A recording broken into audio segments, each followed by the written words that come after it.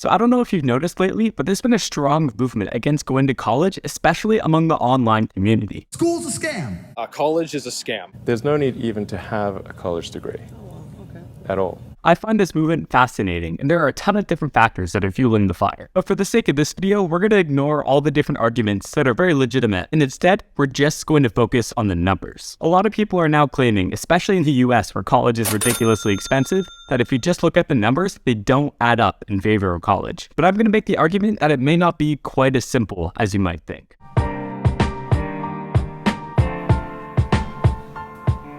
Now, to catch up those who don't know the main argument, people against college from a money perspective do some simple math. The average cost of college and its expenses is about $35,000 per year in the US. If we save that money and we're able to find full-time work making $15 an hour instead, we would have $140,000 saved from school, plus whatever we managed to save from the $115,000 in total earnings we would have made over the 4 years where we would have been at college. On the other hand, if we had gone to college and needed to borrow about $50,000 in student loans, then we would be graduating with very little savings and an annual interest payment of $2,900, assuming the average 5.8% interest rate.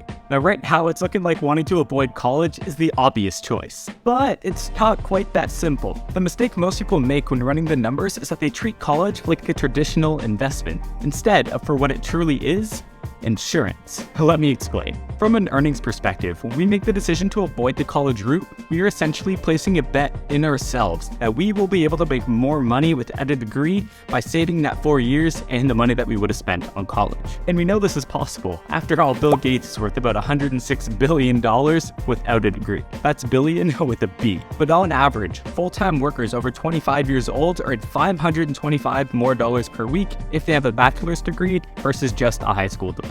That leads to an extra $27,300 every year. So if you have a specialized set of skills or some other competitive advantage that you don't need a degree to use, then by all means, go for it.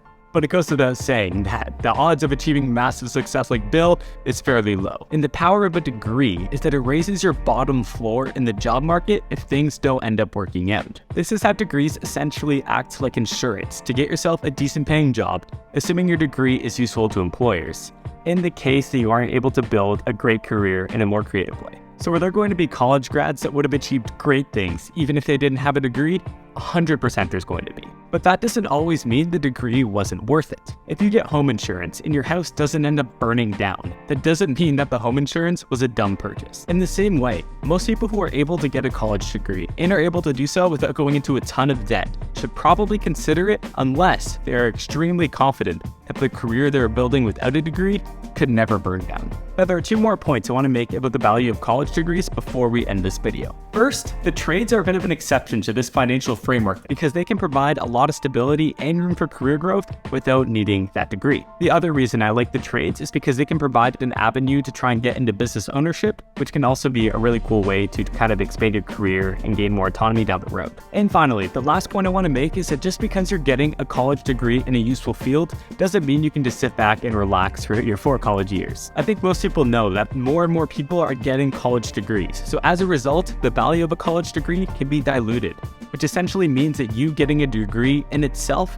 isn't quite enough to get that perfect job that you're hoping for. It's really important to focus on getting work experience and developing valuable skills to make yourself more valuable to an employer over someone else who may be getting the same degree. So hopefully it makes a little bit more sense now how the whole idea of whether or not a college degree is worth it financially is a little more complicated than it may seem at first glance. I hope you enjoyed the video and learned something. Go do good things.